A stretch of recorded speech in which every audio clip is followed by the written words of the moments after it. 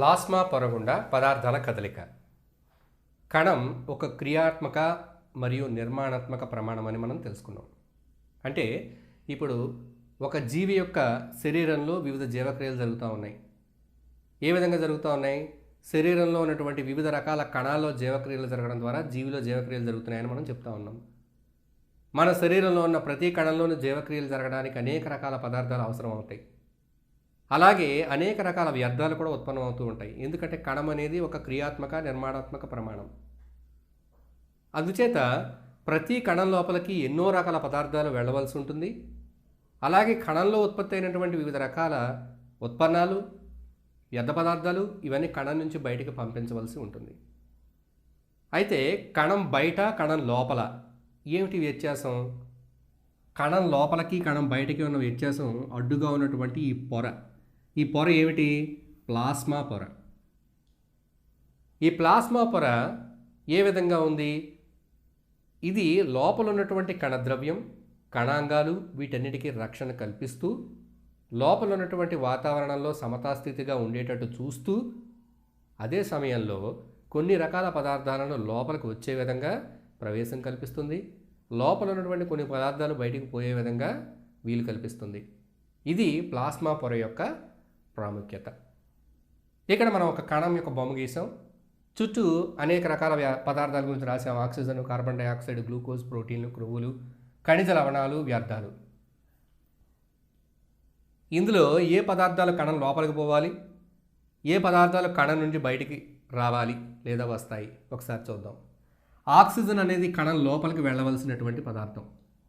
కణంలో నిరంతరం శ్వాసక్రియ, కణ శ్వాసక్రియ జరిగి ఏటీపీల రూపంలో శక్తి ఉత్పత్తి అవ్వాలి. ఈ శక్తి ఉత్పత్తి అనేది కణంలో ఉన్నటువంటి మైటోకాండ్రియా, కణద్రవ్యం మొదలైన ప్రాంతాల్లో శక్తి ఉత్పత్తి జరుగుతుంది. అంటే ఈ ప్రాంతంలోకి ఆక్సిజన్ లోపలికి, అంటే కణం లోపలికి వెళ్ళాలి. ఈ జీవక్రియలో అంటే ఈ శ్వాసక్రియలో, కణ శ్వాసక్రియలో శక్తి ఉత్పత్తి అవుతుంది, ఉష్ణం ఉత్పత్తి అవుతుంది. వీటితో పాటు ఏం ఉత్పత్తి అవుతుంది? Carbon dioxide. అధికంగా ఉత్పత్తి అయిన ఈ కార్బన్ డైఆక్సైడ్ కణం నుంచి బయటకు వెళ్ళాలి. కణం నుండి బయటకు కార్బన్ డైఆక్సైడ్. కణంలో శ్వాసక్రియ జరగాలంటే కేవలం ఆక్సిజన్ సరిపోదు. ఆక్సిజన్ ఒక పదార్థాన్ని మండించాలి. ఏ పదార్థాన్ని మండించాలి? గ్లూకోజ్ని మండించాలి. అంటే గ్లూకోజ్ కణంలో కావాలి శక్తి ఉత్పత్తి అవ్వడానికి. అందుచేత గ్లూకోజ్ అనేది కణం లోపలికి వెళ్ళేటటువంటి పదార్థం. ప్రోటీన్లు కణంలోకి నేరుగా వెళ్ళే అవకాశాలు చాలా తక్కువ. ఇవి అమైనో ఆమ్లాల రూపంలో కణంలోకి వెళ్తాయి. కణాల్లో అనేక రకాల ప్రోటీన్లు తయారవుతాయి. కణంలో ఎన్నో రకాల ప్రోటీన్లు తయారవుతాయి. కణంలో ఉన్న అంతర్జీవ ద్రవ్యజాలంలో ప్రోటీన్లు తయారవుతాయి. ఈ విధంగా తయారైన ప్రోటీన్లు కణం నుంచి బయటకు వస్తాయి. మన శరీరంలో ఉండేటటువంటి స్రావాలు ప్రోటీన్లు. గ్రంథులు స్రవించేటటువంటి వివిధ స్రావాలు, హార్మోన్లలో అధికంగా ప్రోటీన్లు ఉంటాయి. మరి ప్రోటీన్లు అన్నీ కూడా స్రవించినప్పుడు బయటికి రావాలి. క్రొవ్వులు కణంలోకి వెళతాయి. మనం తిన్న ఆహారం ద్వారా గ్లూకోజ్ ఎలాగో క్రొవ్వులు కూడా అలాగే వెళ్తాయి. అలాగే ఎమైనో ఆమ్లాలు ఇవి కూడా కణం లోపలికి వెళ్తాయి. లోపల వివిధ రకాల జీవక్రియల్లో పాల్పంచుకుంటాయి. ఎన్నో రకాల కొత్త ఉత్పన్నాలను ఉత్పత్తి చేస్తాయి. ఖనిజ లవణాలు కూడా కణంలో కావాలి. వివిధ జీవక్రియలకు ఖనిజ లవణాలు కావాలి, విటమిన్లు కావాలి. ఇవన్నీ కూడా కణంలోకి వెళ్తాయి.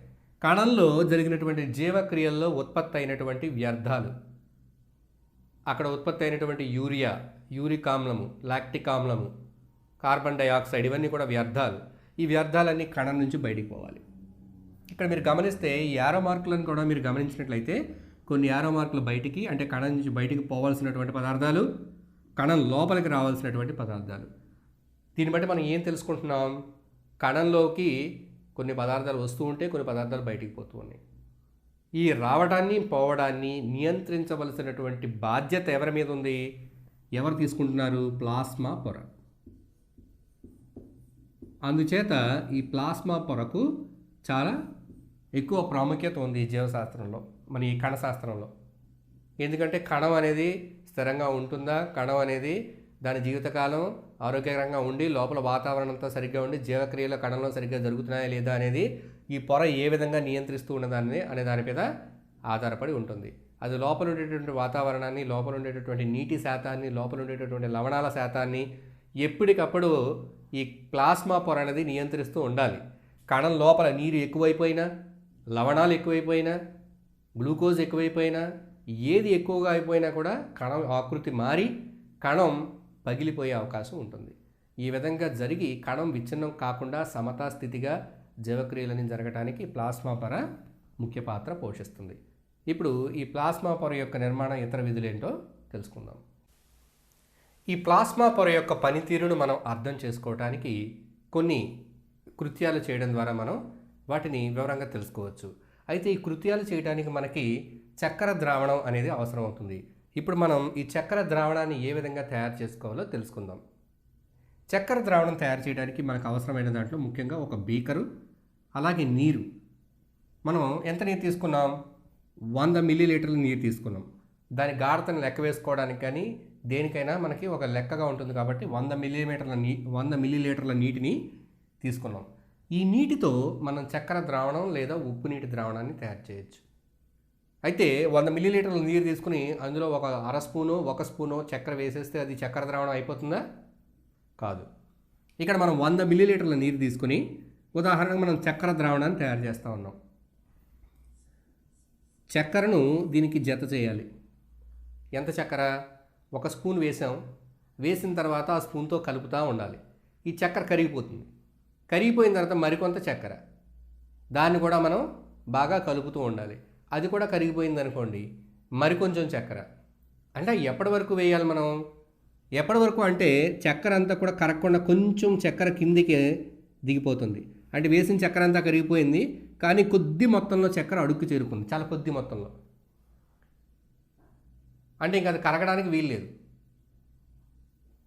అటువంటి ద్రావణాన్ని మనం చల్లటి నీరుతో తయారు చేసిన సంతృప్త ద్రావణము. సంతృప్త ద్రావణం. ఏం ద్రావణం? చక్కెర ద్రావణం, సంతృప్త ద్రావణం. ఈ విధంగా ఒక చక్కెర ద్రావణాన్ని తయారు చేసుకున్నాం. మనం తర్వాత చూడబోయే కృత్యాలు లేదా ప్రయోగాల్లో ఈ చక్కెర ద్రావణాన్ని వినియోగించుకోవాల్సి ఉంటుంది కాబట్టి ఇక్కడ మనం చక్కెర ద్రావణాన్ని ఎలా తయారు చేయాలో చూసుకున్నాం. ఒక ద్రావణం యొక్క గాఢత అంటే ఏమిటి? ఉదాహరణకి అంటే గాఢత అనేదాన్ని మనం అర్థం చేసుకోవడానికి ఇక్కడ 3 బీకర్లు తీసుకుని ప్రతి దాంట్లో కూడా 100 మిల్లీలీటర్ల నీటిని తీసుకున్నాం. 100 మిల్లీలీటర్ల నీరు 3 బీకర్లో కూడా. ఇప్పుడు మొదటి బీకర్లో అర చెంచా చక్కెర కలిపాం. 100 మిల్లీలీటర్లకి అర చెంచా చక్కెర. రెండవ దాంట్లో 100 మిల్లీలీటర్లకి 1 చెంచా చక్కెర.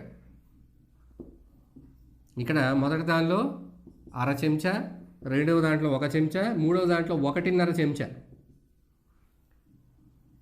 మనం ఏ బేకర్లో ఎక్కువగా చక్కెర కలిపాము? మూడవ బేకర్లో. చక్కెర యొక్క గాఢత ఎందులో ఎక్కువగా ఉంది అంటే మీరు ఏం చెప్తారు? మూడవ బేకర్లో. ఎందుకంటే ఇక్కడ నీరు సమానం, 100 మిల్లీలీటర్లు 100 మిల్లీలీటర్లు 100. కాకపోతే చక్కెర పరిమాణం అనేది మారింది. ఎక్కడ ఎక్కువగా అయితే చక్కెర పరిమాణం ఉందో అది ఎక్కువ గాఢత ఉన్నట్టు మనకి లెక్క. అందుచేత ఈ మూడవ బేకర్లో చక్కెర యొక్క గాఢత ఎక్కువ. ఇప్పుడు మనం ప్లాస్మా పొర యొక్క విధులను తెలుసుకోవడానికి కొన్ని కృత్యాలు చేద్దాం. ఒక కృత్యం చూద్దాం.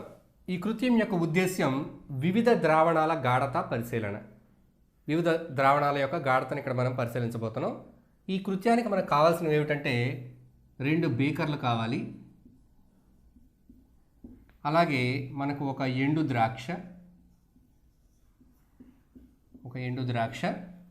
అలాగే నీరు అంటే కొళాయి నీరు లేదా నల్ల నీరు. కొళాయి లేదా నల్ల, ఇందులో పట్టినటువంటి నీరు, తర్వాత చక్కెర. ఈ వస్తువులు మనకి మన ప్రయోగానికి కావాలి. ఈ ప్రయోగంలో మీరు ఏం చేయబోతున్నారంటే ముందుగా ఒక బేకర్ తీసుకొని ఈ బేకర్లో నీరు పోస్తున్నారు. మామూలు నీరు, కొళాయి నీరు లేదా నల్లాలో పట్టినటువంటి నీరు ఇందులో వేశారు. 100 ml. ఇప్పుడు ఈ నీటిలో మీరు ఒక ఎండు ద్రాక్షను వేయాలి. ఎండు ద్రాక్ష సాధారణంగా ఎలా ఉంటుంది? ఇలా ముడతలు పడినట్టుగా ఉంటుంది. ఎండు ద్రాక్ష కానీ కిస్మిస్ కానీ మీరు చూస్తే పాయసంలో వేసేటటువంటి కిస్మిస్ కానీ అలాగే ఎండు ద్రాక్షలు కూడా లభ్యమవుతాయి. ఈ ఎండు ద్రాక్ష చూసినట్లయితే ముడతలు పడి ఉంటుంది. దాని లోపల చిక్కని పేస్ట్ లాగా తీయని పదార్థం ఉంటుంది, జెల్లీలాగా తీయని పదార్థం ఉంటుంది, పైన ఒక పొర ఉంటుంది, అది ఎండు ద్రాక్ష. ఈ ఎండు ద్రాక్ష ముడతలు పడి ఉంటుంది. మెత్తగా ముడతలు పడి ఉన్నటువంటి ఎండు ద్రాక్షను మీరు నీటిలో వేశారు. కొద్దిసేపు దీన్ని అలాగే ఈ నీటిలో వదిలేశారు. తర్వాత ఏమైందో మీరు పరిశీలన చేయండి. ఇలాగ ఈ ప్రయోగం చేయడానికి మనం ఎండు ద్రాక్ష బదులే ఏదైనా వాడిపోయినటువంటి క్యారెట్, వాడిపోయిన అంటే ఫ్రిడ్జ్లో పెట్టకుండా బయట వదిలేస్తే క్యారెట్ ఒక 2-3 రోజులు అది వాడిపోతుంది, అందులో నీరంతా ఎగిరిపోయి మెత్తగా అయిపోతుంది, ముడతలు పడుతుంది క్యారెట్. అటువంటి క్యారెట్ ముక్కను కానీ అలా ముడతలు పడిన ఏదైనా కాయగూర ముక్కను కానీ మీరు కత్తిరించి నీళ్ళలో వేయచ్చు, ఒకవేళ ఎండు ద్రాక్ష లేకపోతే ఈ ప్రయోగానికి. వేశారు, కొద్దిసేపు పాటు దాన్ని అట్లా ఉంచారు. ఉంచిన తర్వాత మీరు ఏం పరిశీలిస్తారు? ఈ ముడతలు పడినటువంటి ఈ ఎండు ద్రాక్ష ఏమవుతుంది? ఉబ్బుతుంది, గుండ్రంగా మారుతుంది. ఏమర్థమవుతుంది మనకి? ఇది నీటిని పీల్చుకుంది, నీటిని పీల్చుకుంది అంటే నీరు ఎండు ద్రాక్ష లోపలికి ప్రవేశించింది. ఎండు ద్రాక్ష పైన ఒక పొర ఉంది కదా, ఈ పొర ద్వారా నీరు లోపలికి ప్రవేశించింది. ఈ పొరను మనం ప్లాస్మా పొరతో పోల్చుకోవచ్చు. నీరు బయట నుంచి ఎండు ద్రాక్ష లోపలికి వెళ్ళింది. ఎందుకు వెళ్ళింది తర్వాత తెలుసుకుందాం మనం. కానీ ఇక్కడ ఈ ప్రయోగంలో మామూలు నీటిలో ఎండు ద్రాక్ష ఉంచినప్పుడు నీరు ఎండు ద్రాక్షలోనికి ప్రవేశించింది అన్న విషయాన్ని మనం గుర్తించాలి. రెండో ప్రయోగానికి మళ్ళీ మనం ఇక్కడ రెండో బేకర్ ఉంది మనకి సిద్ధంగా.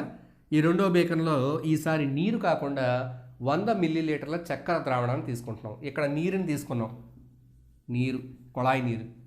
ఇక్కడ చక్కెర ద్రావణం, 100 మిల్లీలీటర్ల చక్కెర ద్రావణం, సంతృప్త చక్కెర ద్రావణం. సంతృప్త అంటే తెలుసు కదా మీకు, ఇంకా కరగదు, కరిగినంత వరకు మ్యాక్సిమం ఎంతైతే చక్కెర కరుగుతుందో అంత కరిగించినటువంటి ద్రావణం. ఇందులో ఇక్కడ మనం ముందుగా నీళ్ళల్లో ఉంచి ఉబ్బినటువంటి ఎండు ద్రాక్షను తీసుకొచ్చి ఇక్కడ వేసాం. ఇది గుండ్రంగా బాగా నీటిని పీల్చుకుని రౌండ్గా తయారై ఉంది నీటితో. దాన్ని మనం చక్కెర ద్రావణంలో వేసి ఒక రాత్రి అంతా ఉంచాం, ఉదయానికి గమనిస్తున్నాం. ఏం జరుగుతుంది? ఈ ఎండు ద్రాక్ష నీటిని కోల్పోతుంది, నీటిని కోల్పోయి ముడతలు పడుతుంది. అంటే నీరు ఈ ఎండు ద్రాక్ష లోపల నుండి బయటకు వచ్చేసింది. ఇక్కడ నీరు లోపలికి ప్రవేశించింది, ఎండు ద్రాక్ష లోపలికి మామూలు నీటిలో. ఇక్కడ సంతృప్త చక్కెర ద్రావణంలో నీరు ఎండు ద్రాక్ష నుంచి బయటకు ప్రవహించింది లేదా ప్రవేశించింది, బయటికి వెళ్ళిపోయింది. అంటే నీటి ప్రవాహం యొక్క దిశలో మార్పు అనేది మనం గమనించాం. ఎందుకు ఈ మార్పు జరిగింది? కారణం ఏమిటి? గాఢత. ఏమిటి కారణం? గాఢత. ఇక్కడ నీటిలో మామూలు నీళ్ళు, కుళాయి నీళ్ళు, అందులో చక్కెర ఏమి ఉండదు, చక్కెర గాఢత ఏమి లేదు. కానీ ఇక్కడ చక్కెర గాఢత ఉంది. ఈ గాఢమైన ద్రావణంలో ఉంచినప్పుడు ఎండు ద్రాక్షలో ఉన్న నీళ్లు బయటకు వచ్చాయి. ఇక్కడ సాధారణ నీటిలో ఉంచినప్పుడు మామూలు నీళ్లు ఎండు ద్రాక్షలోకి ప్రవేశించాయి. మరొక కృత్యం చూద్దాం. ఇప్పుడు మనం మరొక కృత్యం చూద్దాం. ఇంతకుముందు కృత్యంలో మనం ఎండు ద్రాక్షను ఉపయోగించి నీరు ఏ విధంగా ప్రవహిస్తుంది, దాని గాఢత ఆధారంగా ఎండు ద్రాక్ష లోపలికి బయటికి ఏ విధంగా ప్రవహిస్తుందో తెలుసుకున్నాం. ఈ విధంగా ద్రవాలు ఒక పొరకి అటువైపుకి ఇటువైపుకి గాఢతలో ఉన్న తేడా ఆధారంగా ప్రవహించడాన్ని మనం ఇక్కడ ద్రవాభిసరణం అని చెప్తాం. ఈ ప్రక్రియను మరింత వివరంగా తెలుసుకోవడానికి ఇక్కడ మరొక కృత్యం చేయబోతున్నాం మనం. ఈ కృత్యం చేయడానికి మనకు కావలసినవి ఇక్కడ ఏమిటంటే ఆలుగడ్డ లేదా బంగాళాదుంప, దీన్నే ఆలుగడ్డ అని కూడా చెప్తారు. ఈ ఆలుగడ్డ, దీన్ని కత్తిరించడానికి ఒక కత్తి, ఒక గుండు సూది లేదా పిన్ను, ఇంకా మనకి 2 బేకర్లు లేదా ఒకదాని తర్వాత ఇంకొక ప్రయోగం చేయొచ్చు. ఒక బేకర్ ఉంటే 2 బీకర్లు, చక్కెర ద్రావణం, ఇంకా నీరు, ఇవి మనకి అవసరం అవుతాయి. ఈ ప్రయోగంలో మనం ఇంతకుముందు ప్రయోగంలో మనం ఎండు ద్రాక్షని ఉపయోగించి ప్రయోగం చేస్తాం. ఇప్పుడు మనం ఒక బంగాళదుంప లేదా ఆలుగడ్డ తీసుకుని ఈ ఆలుగడ్డని ఈ విధంగా ఉన్నటువంటి ఒక ఆలుగడ్డను తీసుకుని దీన్ని కత్తితో కత్తిరించాలి. ఎలా కత్తిరించాలి? ఒక ఘనాకారంలో కత్తిరించుకోవాలి. ఒక ఘనాకారపు గిన్నె లేదా కప్పులాగా. ఈ విధంగా కత్తిరించిన తర్వాత దీంట్లో ఒక చిన్న గొయ్యి చేయాలి. ఈ విధంగా గొయ్యి చేస్తాం లోపలికి.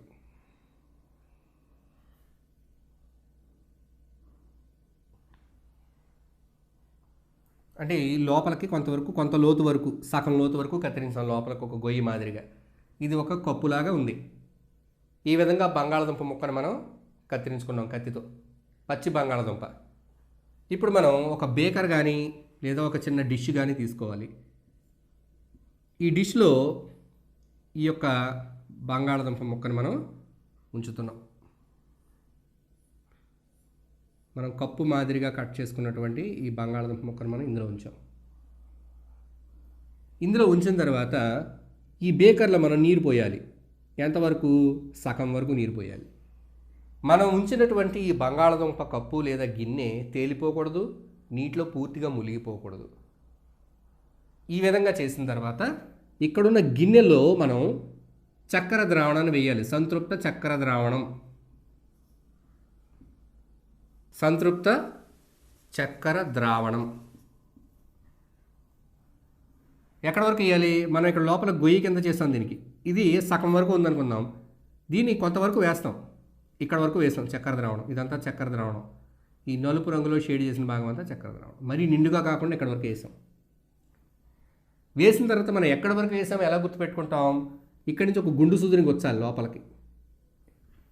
మనం ఎక్కడి వరకు అయితే చక్కెర ద్రావణం వేసామో దాంట్లో అక్కడ వరకు. ఎందుకు మనం గుండు సూది గుచ్చుంచుకుంటున్నామంటే ఆ చక్కెర ద్రావణం యొక్క మట్టం అనేది మారబోతుంది. పెరగబోతుందా తగ్గబోతుందా చూద్దాం. కానీ ఆ మార్పుని మనం గుర్తించాలంటే ముందు ఎక్కడి వరకు చక్కెర ద్రావణం వేసామో అక్కడ ఒక మార్క్ పెట్టాలి. కాబట్టి గుండు సూది గుచ్చాం. ఈ విధంగా మనం ద్రావణాన్ని తీసుకున్నాం. దీంట్లోకి ఒక గుండు సూదిని మనం దాంట్లోకి పెట్టి ఉంచాం. ఎంతవరకు అయితే ఉందో అంతవరకు ఒక గుండు సూదిని పెట్టి ఉంచాం. ఇలా ఉంచిన తర్వాత ఒక గంట సేపు ఇలా వదిలేయాలి. మనం ఇక్కడ తీసుకున్నటువంటి ప్రయోగంలో తీసుకున్నటువంటి వీటన్నిటిని ఇలా వదిలేయాలి. ఇక్కడ మామూలు నీరు వేసాం, ఇందులో చక్కెర ద్రావణం ఉంది, నీరు ప్రవహిస్తుంది ఎండు ద్రాక్షలో ప్రయోగంలాగే. ఇప్పుడు ఇందులో ఉన్న చక్కెర ద్రావణం ఇక్కడికి వస్తుందా లేదా ఇక్కడ ఉన్నటువంటి నీరు ఈ కప్పులోకి వెళ్తుందా? ఈ ప్రయోగంలో మీరు గమనిస్తే ఇక్కడ ఉన్నటువంటి నీరు ఈ కప్పులోకి వెళ్ళి చక్కెర ద్రావణం యొక్క స్థాయి అనేది పెరుగుతుంది. చక్కెర ద్రావణం యొక్క గాఢత తగ్గుతుంది. నీరు ఇక్కడి నుంచి ఈ కప్పు లోపలికి ప్రవేశిస్తుంది. ఇది మనం అక్కడ పరిశీలన చేస్తాం. అదేవిధంగా ఈ ప్రయోగంలో మనం మార్పు చేసాం అనుకోండి. ఇక్కడ చక్కెర ద్రావణం తీసుకున్నాం, ఈ కప్పు లోపల మామూలు నీళ్ళు వేసాం, లేదా మనం వేరే సెటప్ తీసుకున్నాం. దీనికి దాన్ని అలా వదిలేసి మళ్ళీ ఇంకొక బంగాళదుంప తీసుకొని ఇంకొక గిన్నె తీసుకొని ఇందులో చక్కెర ద్రావణం తీసుకున్నాం. ఇందులో ఈ బంగాళదుంప ముక్కను పెట్టాం. ఈ విధంగా కత్తిరించిన బంగాళదుంప ముక్కను పెట్టాం. ఈసారి ఇందులో చక్కెర ద్రావణం కాకుండా మామూలు నీరు పోసాం. ఇక్కడ చక్కెర ద్రావణం వేసాం. ఇక్కడ నీరు వేసిన తర్వాత ఇక్కడ మళ్ళీ గుండు సూది పెట్టి దాని యొక్క మట్టాన్ని మనం గుర్తించాం. ఇప్పుడు ఇందులో ఉన్న నీరు చక్కెర ద్రావణంలోకి వస్తుందా, చక్కెర ద్రావణం ఇందులో వెళ్తుందా? ఇందులో ఉండేటువంటి నీరు చక్కెర ద్రావణంలోకి వస్తుంది. అంటే నీటి మట్టం తగ్గుతుంది.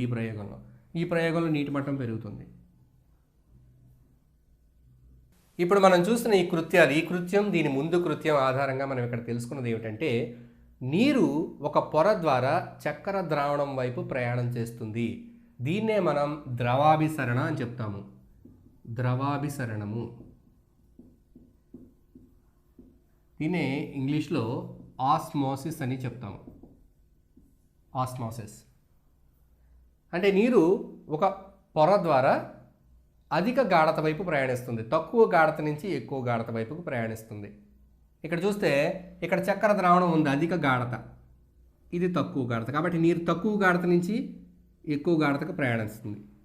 అలాగే ఇక్కడ చక్కెర ద్రావణం ఎక్కువ గాఢత, నీరు తక్కువ గాఢత, కాబట్టి నీరు ఇక్కడి నుంచి ఇక్కడికి ప్రయాణిస్తుంది. దీన్నే మనం ద్రవాభిసరణము లేదా ఆస్మోసిస్ అని అంటున్నాము. దీన్ని బట్టి మనకు ఇంకో విషయం అర్థమయ్యేది ఏమిటి? ఈ పొర ఏదైతే ఉందో ఇది నీటిని దాని ద్వారా ప్రవహించనిస్తూ ఉంది. అందుచేత ఈ పొరను మనం పర్మియబుల్ మెంబ్రెయిన్ అంటున్నాం. అంటే అది అనుమతిస్తుంది ప్రవహించడానికి, కాబట్టి అది పర్మియబుల్. అనుమతించట్లేదు అనుకోండి, అది నాన్ పర్మియబుల్. మనం కొబ్బరికాయ చూస్తే కొబ్బరికాయలో పైనుండి టెంకు గట్టిగా ఉంటుంది, లోపల ఉన్న కొబ్బరి నీరు బయటకు వస్తుందా, దాంట్లోంచి రాదు. దాన్ని పగలగొడితే మాత్రమే అందులోంచి బయటకు వస్తుంది, అది నాన్ పెర్మియబుల్. కానీ ఇక్కడ ఉన్నటువంటి ప్లాస్మా పొర పర్మియబుల్ మెంబ్రెయిన్, అంటే ద్రవాలను దాని గుండా ప్రసరణ జరగనిస్తూ ఉంది, కాబట్టి దాన్ని మనం పర్మియబుల్ మెంబ్రెయిన్ అంటాం. దీన్ని బట్టి ఈ కృత్యాల ద్వారా ప్లాస్మా మెంబ్రెయిన్ లేదా ప్లాస్మా పొర ఒక పర్మియబుల్ మెంబ్రెయిన్ అనేది మనం తెలుసుకున్నాము. మనం ఇంతకు ముందు చూసిన కృత్యాల్లో మనం ఈ ప్లాస్మా పొర ఏదైతే ఉందో ఇది ఒక పారగమ్య త్వచము, పర్మియబుల్ మెంబ్రెయిన్ అని తెలుసుకున్నాం. ఇప్పుడు మరొక కృత్యం ద్వారా ఇది ఏ విధమైనటువంటి పదార్థాలను తన గుండా పోనిస్తుంది, తన గుండా పోనివ్వదు అనే దాన్ని ఒక ప్రయోగం ద్వారా తెలుసుకుందాం. ఇక్కడ ఈ కృత్యంలో మనకు కావాల్సిన పదార్థాలు ఏమిటంటే ఒక బీకర్ కావాలి, అదేవిధంగా ఒక వడకట్టు కాగితం లేదా ఫిల్టర్ పేపర్ అనేది ఒకటి కావాలి మనకు, లేదా మెత్తటి గుడ్డ అయినా కానీ పనికొస్తుంది. కొంచెం చక్కెర, అలాగే గోధుమ పిండి,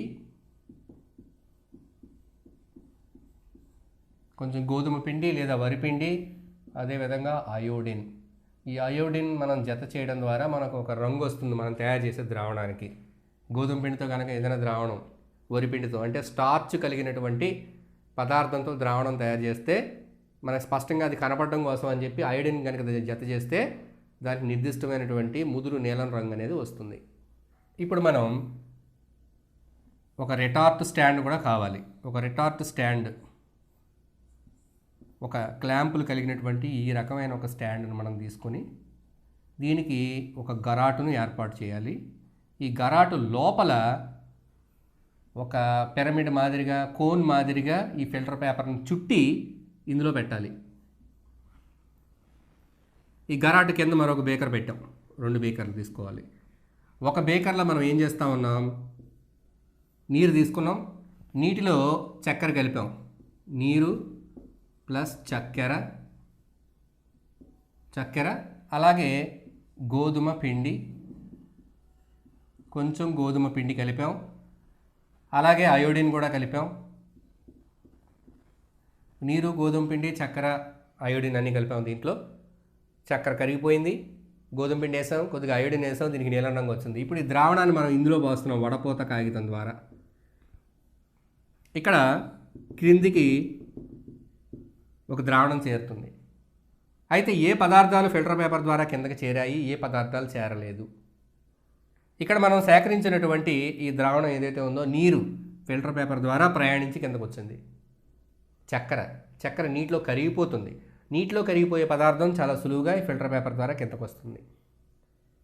అలాగే అయోడిన్ కూడా ద్రవ రూపంలో మనం కలిపాము, అది కూడా నీటిలో కరిగింది కాబట్టి నీటిలో కరిగిపోతుంది అయోడిన్, కాబట్టి అది కూడా వచ్చింది. మనకి పైన ఫిల్టర్ కాగితంలో మిగిలిపోయేది ఏముంది, గోధుమ పిండి అనేది పైన మిగిలిపోతుంది, ఎందుకంటే అది ఇక్కడ ఉంచినటువంటి ఫిల్టర్ పేపర్ ద్వారా ప్రయాణం చేయలేదు. ఇక్కడ ఫిల్టర్ పేపర్ కొన్ని పదార్థాలను దాని గుండా వెళ్ళనిచ్చింది, కొన్ని పదార్థాలను దాని గుండా వెళ్ళనివ్వలేదు. అదేవిధంగా మన కణం చుట్టూ ఉండే ప్లాస్మా పొర కూడా కొన్ని పదార్థాలను దాని గుండా వెళ్ళనిస్తూ ఉంది, కొన్ని పదార్థాలను అది దాని గుండా ప్రయాణించదు. అందుచేత దీన్ని మనం permeable membrane, semi permeable membrane అని కూడా చెప్తూ ఉంటారు. సెమీ పర్మియబుల్ అంటే, పర్మియబుల్ అంటే ప్రతిదానిని దాని గుండా పోనివ్వదు, కొన్ని పదార్థాలను మాత్రమే దాని గుండా పోనిస్తుంది. దీన్ని మనం సెమీ పర్మియబుల్ మెంబ్రెయిన్ లేదా సెలెక్టివ్లీ పర్మియబుల్ మెంబ్రెయిన్ అని కూడా చెప్తాం. ప్లాస్మా పొరని సెలెక్టివ్లీ పర్మియబుల్ అంటే ఎంచుకున్న వాటిని మాత్రమే దాని గుండా పోనిచ్చేటటువంటిది. అందుచేత మనం ఈ ప్లాస్మా పొరని సెమీ పర్మియబుల్ లేదా సెలెక్టివ్లీ పర్మియబుల్ మెంబ్రెయిన్ అని చెప్తాము. ఈ ప్లాస్మా పొర అనేది సజీవంగా ఉన్నటువంటి సరళమైన త్వచము. ఇది కొద్దిగా స్థితిస్థాపకతను కలిగి ఉంటుంది. అదేవిధంగా నీటిని, ఎంచుకున్నటువంటి పదార్థాలను దాని గుండా బయటకు లోపలకు వెళ్ళనిచ్చేటటువంటి ప్రక్రియలు కలిగినటువంటి ఇది ప్లాస్మా పొర. ఇందుచేత ఈ కృత్యాల ద్వారా మనం ప్లాస్మా పొర ఏ విధంగా విధులు నిర్వర్తిస్తుందో అర్థం చేసుకోవడానికి, ఈ ద్రవాభిసరణ ఎలా జరుగుతుందో తెలుసుకోవడానికి ఇక్కడ ముందు కృత్యాలు మనం చూసాం. ఇప్పుడు మనం ప్లాస్మా పొర, ఒక నిజమైన ప్లాస్మా పొరను సేకరించి దాని ద్వారా పదార్థాల రవాణా ఏ విధంగా జరుగుతుందో రాబోయే కృత్యాల్లో చూద్దాం. అలాగే ముందుగా ప్లాస్మా పొర యొక్క విధులు ఏమిటో కూడా మనం ఇక్కడ తెలుసుకుందాం. ఇప్పుడు మనం ప్లాస్మా త్వచం యొక్క వివిధ విధుల గురించి తెలుసుకుందాం. ప్లాస్మా త్వచం యొక్క విధుల్లో మొదటిది ఆకారం. అంటే ఒక కణానికి ఒక నిర్దిష్టమైనటువంటి ఆకారాన్ని ఇస్తుంది. కణానికి ఆకారం. ఈ ఆకారాన్ని ఇవ్వడం ద్వారా భౌతికమైనటువంటి దానికి సపోర్టుని ఇవ్వడం అనేది జరుగుతుంది. రెండవది యాంత్రిక అవరోధం. యాంత్రిక అవరోధం మెకానికల్ బ్యారియర్. అంటే బయట ఉండేటటువంటి వివిధ పదార్థాలు కానీ లేదంటే ఏదైనా పరాన్నజీవులు సూక్ష్మజీవులు కానీ ఇతరితర కానీ కణం లోపల ఉన్న కణద్రవ్యం కణాంగాలను పాడు చేయకుండా ఇది యాంత్రిక అవరోధంగా బయట ఉండేటటువంటి పదార్థాలు లోపలికి సులువుగా రాకుండా ఆపుతుంది. తరువాత పారగమ్యత. ఈ పారగమ్యత గురించి ఇంతకుముందు మనం వివిధ కృత్యాల్లో తెలుసుకున్నాం. ఏమిటది? ప్లాస్మా పొర కేవలం నిర్దేశించుకున్న కొన్ని పదార్థాలను మాత్రమే అది లోపలికి ప్రవేశించడానికి అవకాశం కల్పిస్తుంది. కొన్ని పదార్థాలను అది లోపలికి ప్రవేశించనివ్వదు. ఈ లక్షణాలు ఉండడం వల్ల ప్లాస్మా పొరకి ఈ లక్షణాలు ఉండడం వల్ల కణంలో సమతా స్థితి అనేది అక్కడ చూడబడి తద్వారా కణం దాని జీవక్రియలను సక్రమంగా జరుపుకోగలుగుతుంది. ఈ పారగమ్యత ద్వారా కొన్ని పదార్థాలు మాత్రమే ఎంచుకోబడిన పదార్థాలు మాత్రమే లోపలికి పంపబడతాయి.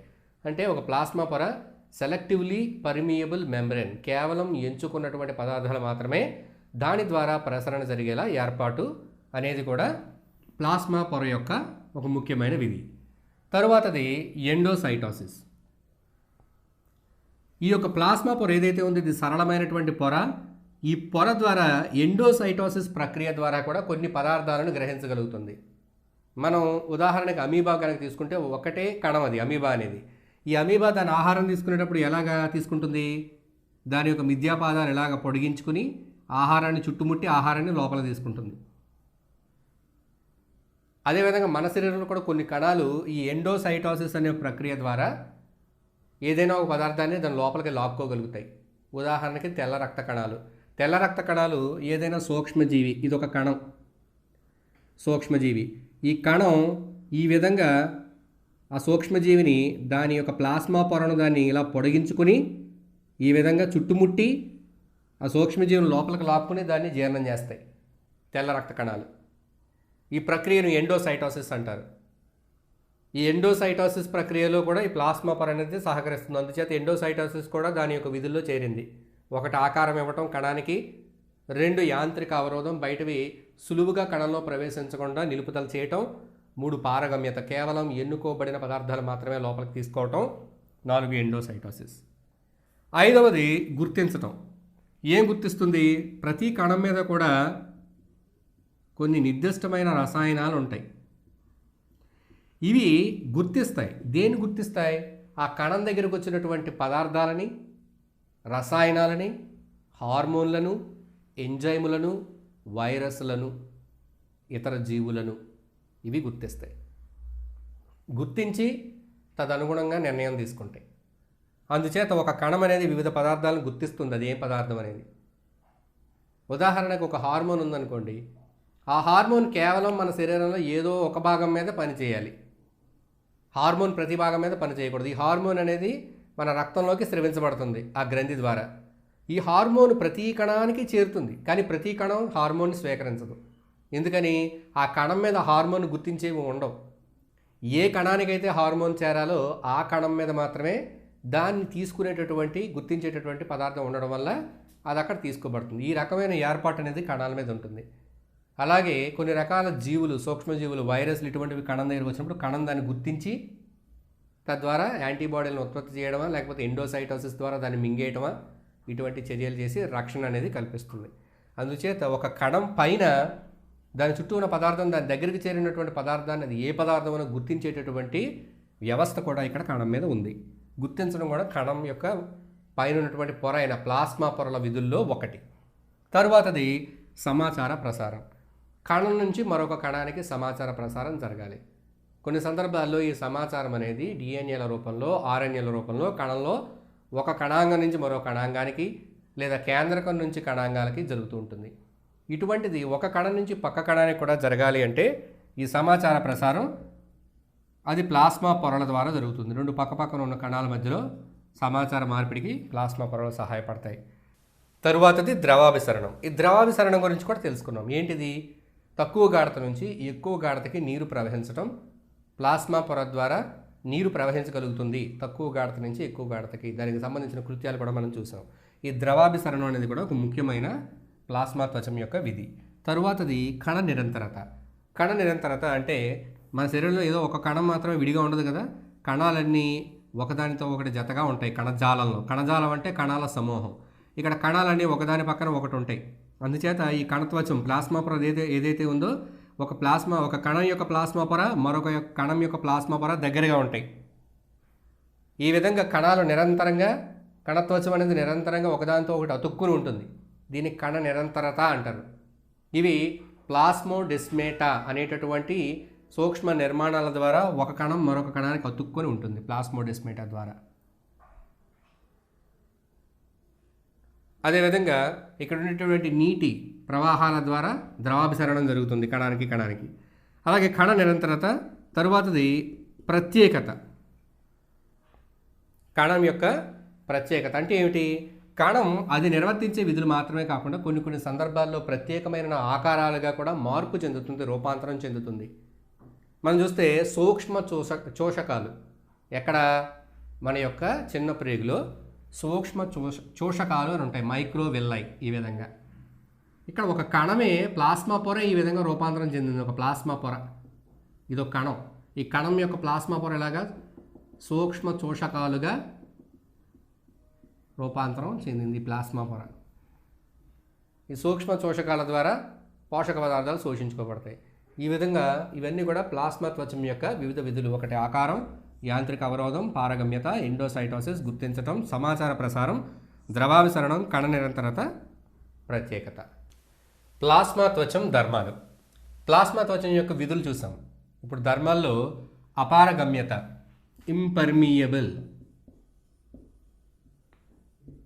ఇంపర్మియబిలిటీ అంటే పదార్థాలను దీని గుండా ప్రయాణించకుండా ఉండే విధంగా చేయగలుగుతుంది అపారగమ్యత. 2 పారగమ్యత అంటే పదార్థాలను దీని గుండా ప్రసరణ జరిగేలా చూస్తుంది. దీన్ని మనం పారగమ్యత, పర్మియబిలిటీ అంటాము. ఇంకొక ధర్మం విచక్షణ స్థరం. ఇక్కడ పర్మియబిలిటీ అంటే ద్రావితం రెండింటిని దాని గుండా వెళ్ళనిచ్చినప్పుడు పర్మియబిలిటీ లేదా పారగమ్యత అనే ధర్మాన్ని అది ప్రదర్శిస్తుంది. విచక్షణ స్థరం అంటే కొన్నిసార్లు కొన్ని రకాల ద్రావితాల్లో కొన్ని రకాలు మాత్రమే ఎంపిక చేసుకున్న ద్రావితాలను మాత్రమే వెళ్ళనిస్తుంది, మిగిలిన ద్రావితాలను వెళ్ళనివ్వదు. కొన్ని సొల్యూట్స్ మాత్రమే దాని ద్వారా ప్రయాణిస్తాయి, మిగిలిన సొల్యూట్స్ దాని నుంచి ప్రయాణించవు. దీన్ని మనం విచక్షణ స్థరం, సెలెక్టివ్లీ పర్మియబుల్ లేదా సెలెక్టివ్ పర్మియబిలిటీ అని చెప్తాం. అంటే ద్రావితం కొన్ని రకాల ద్రావితాలని పర్మిట్ చేస్తుంది, కొన్ని రకాల ద్రావితాలని ఎళ్ళనివ్వదు. అంటే అది డిసైడ్ చేస్తుంది, విచక్షణ చేస్తుంది. అందుచేత దాన్ని విచక్షణ స్థరం అంటాం. అంటే కొన్నిసార్లు ప్లాస్మా పొర విచక్షణ స్థరంగా ఉంటుంది, కొన్ని ద్రావితాలను మాత్రమే దాని గుండా ప్రయాణించేలాగా అనుమతిస్తుంది. తరువాతది పాక్షిక పారగమ్యత. ఈ పాక్షిక పారగమ్యత అంటే ఏమిటంటే ఏదైనా ఒక ద్రావణం ఉంది, అందులో ద్రావితం 2 ఉంటాయి. ద్రావణి ప్లస్ ద్రావితం. ద్రావితం 2 కలిస్తే మనకి ఇక్కడ ద్రావణం అనేది తయారవుతుంది. అయితే ఈ పాక్షిక పారగమ్యత అంటే ఏమిటంటే ప్లాస్మా పొర ఒక్కొక్కసారి ద్రావణిని ఎలో చేస్తుంది వెళ్ళడానికి, ద్రావితాన్ని వెళ్ళనీయదు. కొన్నిసార్లు వ్యతిరేకంగా జరగచ్చు, ద్రావితాన్ని వెళ్ళనీయచ్చు, ద్రావణిని వెళ్ళనీయకుండా నిలుపుదల చేయొచ్చు. దీన్ని పాక్షిక పారగమ్యత లేదా సెమీ పర్మియబిలిటీ అని చెప్తారు.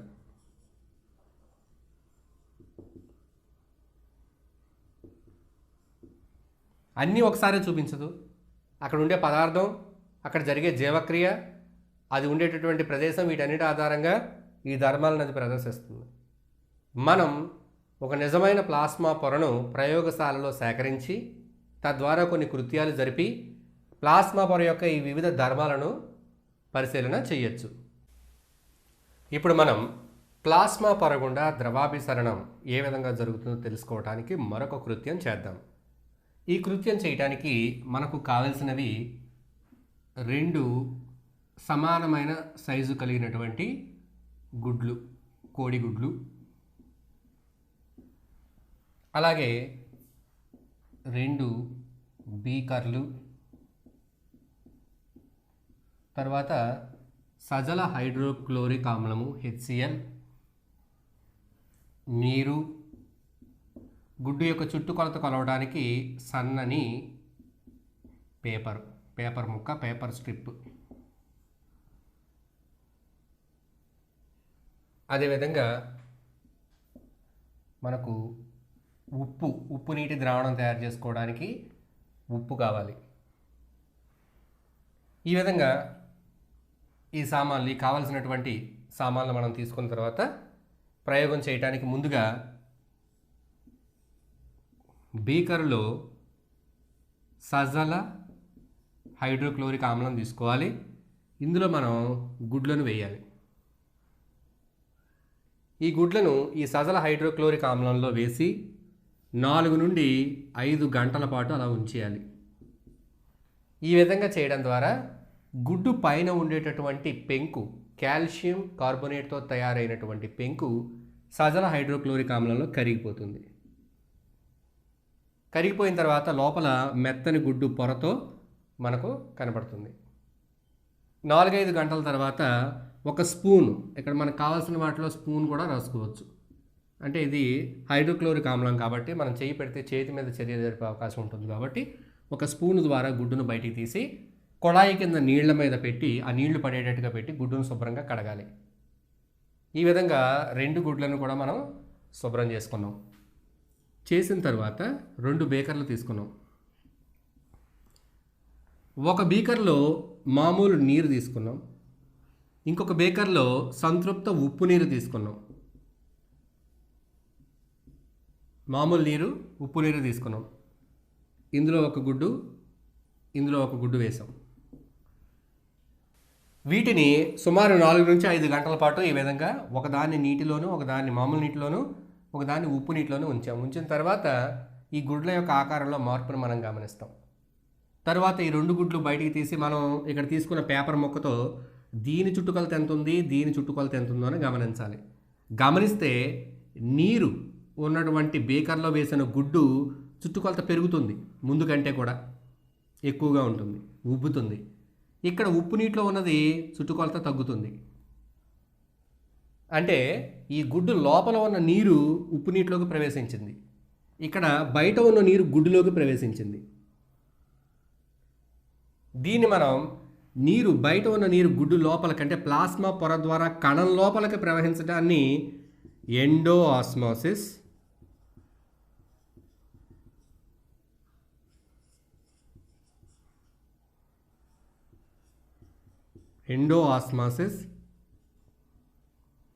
కణం లోపల ఉన్న నీరు బయటకు ప్రవేశించడాన్ని ఎక్సో ఆస్మోసిస్ అని చెప్తాము.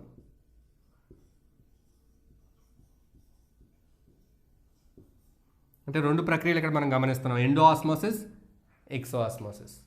వీటినే మనం తెలుగులో నీరు లోపలికి వెళ్ళడం, ఎండో ఆస్మోసిస్ని అంతర ద్రవాభిసరణము, ఎక్సో ఆస్మోసిస్ని బాహ్య ద్రవాభిసరణము అని చెప్తున్నాం. ఇప్పుడు ప్లాస్మా పొర యొక్క విధుల్లో పాక్షిక పారగమ్యత గురించి మనం తెలుసుకున్నాం.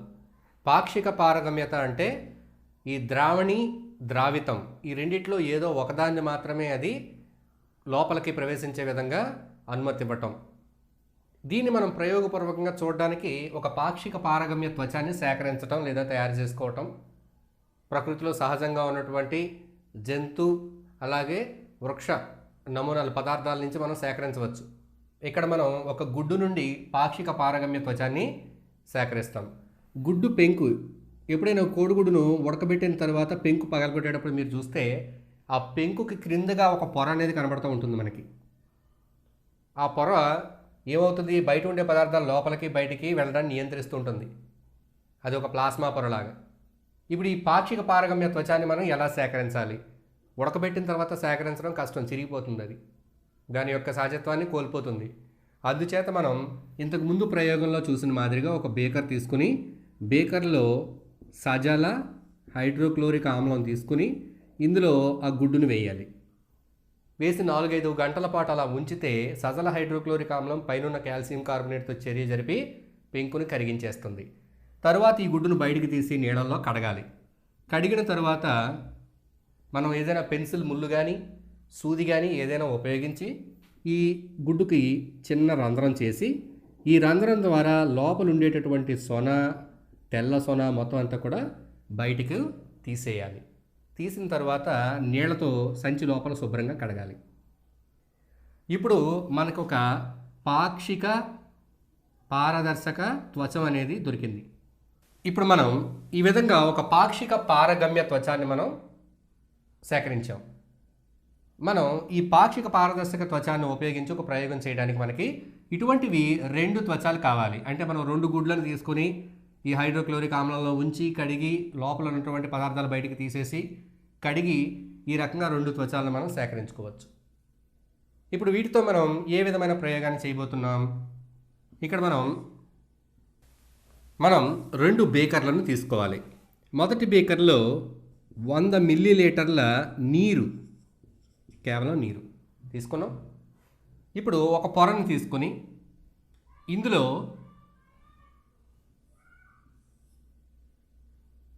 సిరింజ్ సహాయంతో 10 మిల్లీలీటర్ల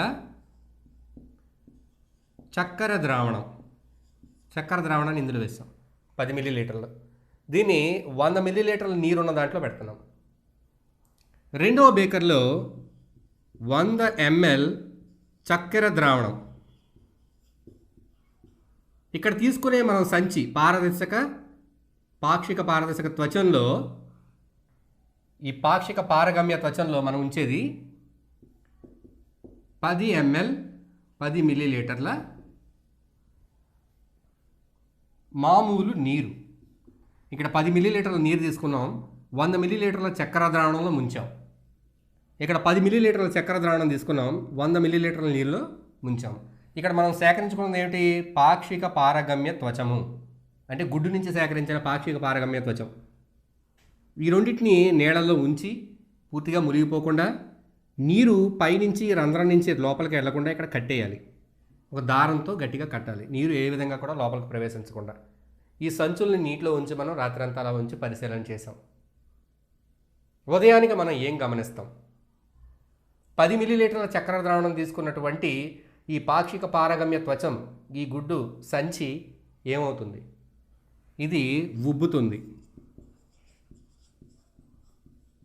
నీరు సంచి లోపలికి ప్రవేశిస్తుంది. నీరు ఇక్కడ ఉన్నటువంటి ఈ సంచిలో నుండి చక్కెర ద్రావణంలోకి ప్రయాణిస్తుంది. ఈ విధంగా ద్రవాలు ఒక ప్లాస్మా పొర ద్వారా తక్కువ గాఢత నుంచి ఎక్కువ గాఢతకు ప్రయాణం చేయడాన్ని, నీరు ఈ విధంగా ప్రయాణం చేయడాన్ని ద్రవాభిసరణము అని చెప్తాము. ద్రవాభిసరణము.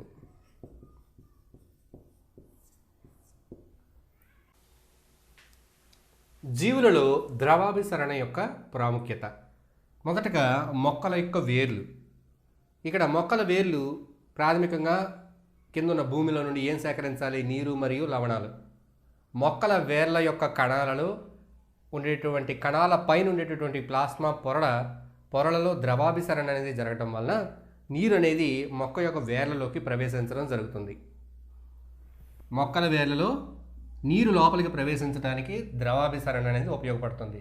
ఇది చాలా ముఖ్యమైన ప్రక్రియ. ఎందుకంటే మొక్కలు నీటిని కనుక తీసుకోకపోతే మొక్కల్లో ఆహారోత్పత్తి ఉండదు. తద్వారా మిగిలినటువంటి జాతులన్నిటికీ కూడా, జంతువులు ఇతర జీవులు కూడా ఆహారం అందకుండా ఉండేటటువంటి ప్రమాదం ఉంది. అందుచేత ఇది చాలా ముఖ్యమైనది కాబట్టి మొదటగా దీన్ని మనం చర్చించుకుంటున్నాం. రెండవది కణాల మధ్య నీటి పారుదల, నీటి సరఫరా. నీరు వివిధ కణాల మధ్యన సమంగా పంచుకోబడాలి. ఒక కణం నుంచి మరో కణంలోకి ఎక్కువగా ఉన్నటువంటి నీరు అనేది రవాణా చేయబడాలి. కణాల మధ్య నీరు ఈ విధంగా రవాణా అవడానికి, ఒక కణం నుంచి మరో కణంలోకి ప్రసరించడానికి ద్రవాభిసరణ అనేది సహాయపడుతుంది. తరువాతది పత్ర రంధ్రాలు. ఆకులపై ఉండేటటువంటి పత్ర రంధ్రాలు మూసుకోవడం తెరుచుకోవడం అనేది ద్రవాభిసరణ ద్వారానే నియంత్రించబడుతుంది. ఎండ బాగా ఎక్కువగా ఉన్నప్పుడు పత్ర రంధ్రాలు మూసుకోకపోతే మొక్కలో ఉన్న నీరంతా కూడా ఆవిరైపోతుంది. ఈ పత్ర రంధ్రాలు మూసుకోవాలి అంటే ఆ పత్ర రంధ్రాల్లో ఉండేటటువంటి కణాల్లోకి, రక్షక కణాల్లోకి నీరు అనేది వెళ్ళాలి. అంటే ఇక్కడ ద్రవాభిసరణ ద్వారా ఈ పత్ర రంధ్రాలు మూసుకోవడం తెరుచుకోవడం అనేటటువంటి ఆపరేషన్ ఏదైతే ఉందో ఇది ద్రవాభిసరణ ద్వారా నియంత్రించబడుతూ ఉంది.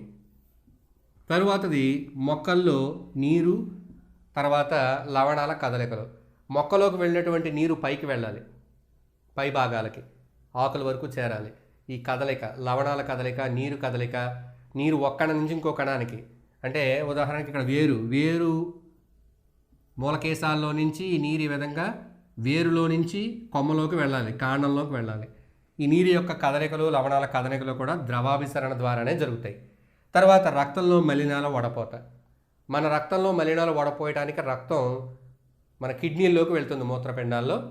అక్కడ వృక్క నాళాలు ఉంటాయి. ఈ నాళాల్లో ఈ రక్తంలో ఉన్నటువంటి మలినాల వడపోత జరిగేటప్పుడు రక్తంలో ఉన్నటువంటి నీరు మొదలైనవి ద్రవాభిసరణ ద్వారా శోషణం చేసుకోబడతా ఉంటాయి. తర్వాత నీరు, లవణాల పునర్శోషణం. మన శరీరంలో ఈ యూరిన్ ఏదైతే ఉందో, మూత్రం ఏదైతే ఉందో, ఇది ప్రాథమికమైనటువంటి మూత్రం అధిక మొత్తంలో ఏర్పడుతుంది. ఈ విధంగా ఏర్పడినటువంటి మూత్రం అంతా కూడా, ప్రాథమికంగా ఏర్పడినటువంటి మూత్రం బయటికి విసర్జించబడింది అనుకోండి, మనం ప్రతిదినం ఎన్నో లీటర్ల కొద్ది మూత్రాన్ని విసర్జించవలసి వస్తుంది. శరీరంలో నీరంతా బయటికి పోతుంది. మూత్రం తయారైన తర్వాత అందులోంచి పునర్శోషణ, అంటే అందులో ఉన్నటువంటి నీరు, ముఖ్యమైన లవణాలు తిరిగి శోషించుకోబడతాయి. ఏ ప్రక్రియ ద్వారా? ద్రవాభిసరణ ద్వారా. అప్పుడు అది గాఢమైన మూత్రంగా కొద్ది మొత్తంలో తయారయ్యి మూత్రాశయంలో నిల్వ చేయబడుతుంది. ఈ విధంగా శరీరంలో ఏర్పడినటువంటి ప్రాథమికమైన మూత్రంలో ఉన్న నీరు, లవణాలు పునర్శోషణం చేసుకోవడం ద్వారా ఈ రకమైన లబ్ధి మనకి కలుగుతుంది. ఇది ద్రవాభిసరణ వల్ల కలుగుతుంది. తరువాతది రివర్స్ ఆస్మోసిస్. ఈ రివర్స్ ఆస్మోసిస్ అనేది ఇది ఒక సహజమైన ప్రక్రియ కాకపోయినప్పటికీ ఇది ఇప్పుడు ఎంతో ప్రాముఖ్యత సంతరించుకుంటూ ఉంది. ఏమిటి రివర్స్ ఆస్మోసిస్?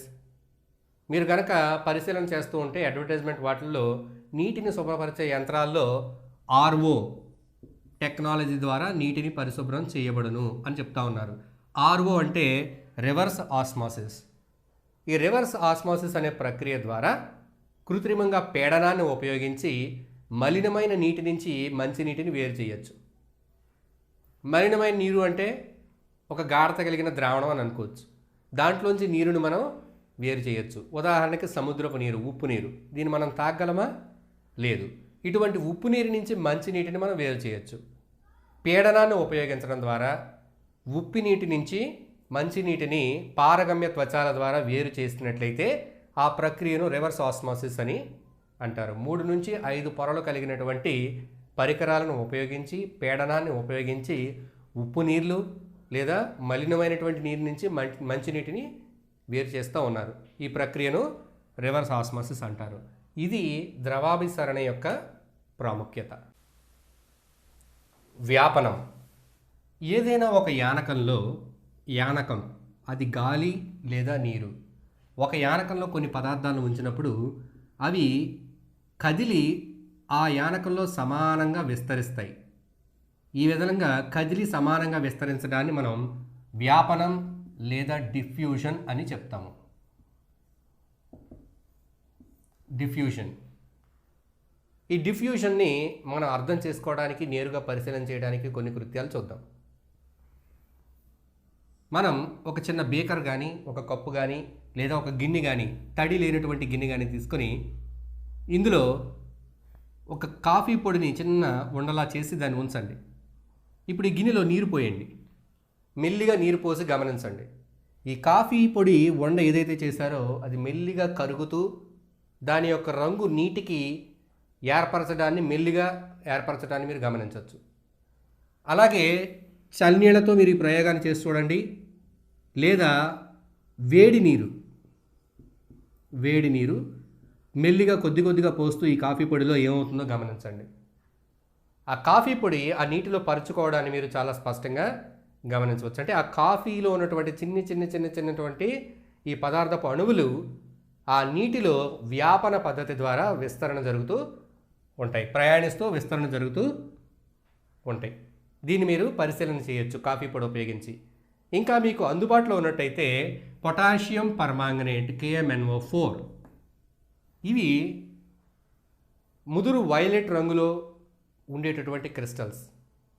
వీటిని కనుక తీసుకుని మీరు ఒక బేకర్ నీరు తీసుకుని ఒక క్రిస్టల్ ఇందులో వేశారనుకోండి, అది కిందకి ఇలా పడుతుంది. ఇలా పడేటప్పుడు అది ఒక చారను ఏర్పరుస్తుంది.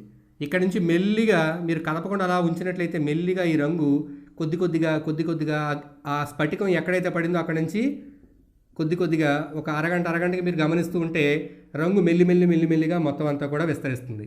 ఇక్కడ ఆ స్ఫటికం చుట్టూ రంగు దట్టంగా ఉంటుంది, ముందుకెళ్లే కొద్దీ రంగు పలచబడుతుంది. కానీ మీరు అలా వదిలేసి ఒక 4-5 గంటల తర్వాత పరిశీలిస్తే మొత్తం నీరంతా కూడా సమానమైన రంగులోకి వస్తుంది. అంటే మనం ఇక్కడ వేసినటువంటి చిన్న స్ఫటికంలో ఉన్నటువంటి అణువులు ఇక్కడ ఉన్న యానకమైనటువంటి నీరులో సమంగా సర్దుకున్నాయన్నమాట. ఇదే మనం ఇంకొక పరిశీలనలో కూడా గమనించవచ్చు. ఒక గదిలో ఏదైనా ఒక మూల మనం ఒక సెంటు బాటిల్తో కొద్దిగా సెంటును మనం స్ప్రే చేసామనుకోండి, ఆ మూలలో దగ్గరగా ఉన్న వ్యక్తికి ముందుగా వాసన వస్తుంది. తర్వాత ఆ యొక్క పెర్ఫ్యూమ్ ఏదైతే ఉందో అది గది అంతా కూడా విస్తరిస్తుంది. తర్వాత మనం గదిలో ఏ మూల నుంచి చూసినా సమానమైనటువంటి ఆ సువాసన రావటాన్ని మనం గమనించవచ్చు. అంటే ఇక్కడ గదిలో గాలి అనే యానకంలో ఈ సెంటు అణువులు అనేవి వ్యాపనం చెందాయి. ఈ ప్రక్రియను మనం వ్యాపనం అని చెప్తున్నాము. అలాగే మనం ఒక పెట్రీ డిష్ తీసుకుని ఈ పెట్రీ డిష్లో మధ్యలో ఒక స్ఫటికం ఉంచాం. పొటాషియం పర్మాంగనేట్ కానీ పొటాషియం క్రోమేట్ కానీ లేదంటే మనం కాపర్ సల్ఫేట్ కానీ మొదలైన క్రిస్టల్స్ ఉంచి కొద్దిగా నీరు పోసాం. ఈ నీరు వచ్చి దీనికి తగిలిన తర్వాత ఇక్కడ నీరు ఇలా ఉంది. ఈ నీటిలో దీని యొక్క గాఢత పెరుగుతూ ఈ విధంగా కొద్దిగా ఈ రంగు అనేది ఆ నీటి చివరి అంటే స్ఫటికం వేసిన మధ్య భాగం నుంచి పెట్రీ డిష్ అంచుల వరకు కూడా కొంచెం పెరుగుతూ ఉంటుంది. కానీ కొద్దిసేపటి తర్వాత మొత్తం నీరంతా కూడా ఒకే రంగులోకి మారిపోతుంది. అంటే ఈ అణువులు మెల్లిమెల్లిగా వ్యాపనం చెందుతూ ఉన్నాయి. అంటే వాటంతట అవే కదులుతూ సమంగా విస్తరిస్తూ ఉన్నాయనే విషయాన్ని మనం గమనించవచ్చు. ఇదే దాన్ని మనం కాఫీ పొడితో చేయొచ్చు. పొటాషియం పర్మాంగనేట్, కాపర్ సల్ఫేట్, లేదంటే మనం పొటాషియం క్రోమేట్ మొదలైనటువంటి స్ఫటికాలతో ఈ వ్యాపనాన్ని మనం పరిశీలన చేయొచ్చు. ఈ పరిశీలనలో మనం ఏం తెలుసుకుంటున్నాం? ఏదైనా యానకంలో గాలి కానీ నీరు కానీ ఏదైనా యానకంలో కొన్ని పదార్థాలు అవి సహజమైన కదలికను కలిగి సమంగా విస్తరిస్తాయి. దీన్నే మనం వ్యాపనం అని చెప్తాము.